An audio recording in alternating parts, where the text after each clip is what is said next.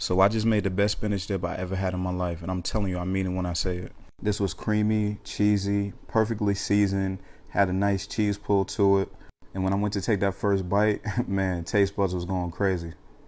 But anyway, let me show you how to make this spinach dip. And yeah, I said spinach dip, no artichokes. Let's get to it. So the first thing I did was get a medium saucepan over medium-high heat and hit it with some garlic butter. This is the garlic butter I used for the garlic bread in my last video. And if you haven't checked it out yet, make sure you go do that.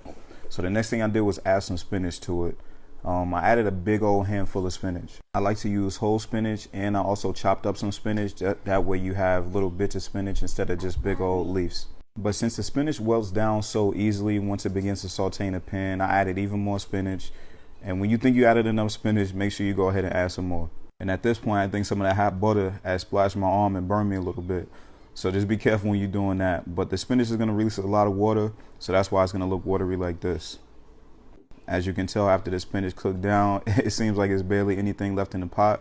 But that's why I said when you thought you had enough, make sure you go ahead and add some more. So when the spinach is done cooking, it looks like that. I got it onto a paper towel to kind of drain a lot of that excess moisture. I know you're probably saying why he getting rid of all that extra butter, but trust me, the spinach soaked up a lot of that butter and garlic flavor, so you're still going to have a lot of flavor in the spinach. After you drain it, you put it back into the pot, and you want to go ahead and add some softened cream cheese. I like to use the whipped one because it's pretty much already soft and you don't have to worry about sitting it out for hours. For the amount of spinach I had, I used a whole tub. I got some mozzarella cheese in there, even more mozzarella cheese, and some cheddar cheese as well. Next, I added some freshly grated Parmesan cheese and some nature seasoning, which is like a blend of salt, pepper, garlic powder, onion powder, and a little bit of parsley. Added some sour cream and I got that all mixed up. Now I changed the heat to about medium low while I did this step. It's nothing worse than the taste of burnt cheese, so kind of low is really where you want to go with this one.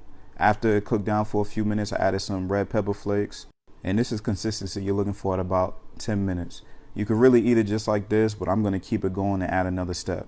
So I got my baking dish and I added the spinach dip into that baking dish. I got this baking dish from Home Goods just so I could try to act bougie and look like what the restaurants be putting out. So I added some more shredded mozzarella cheese and I freshly shredded some cheddar cheese as well and put that on top.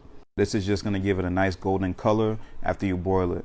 So I got it into my air fryer oven, and then it pretty much acts like a salamander because it just broils it from the top down and gives it the nice brown bubbly crust on the top.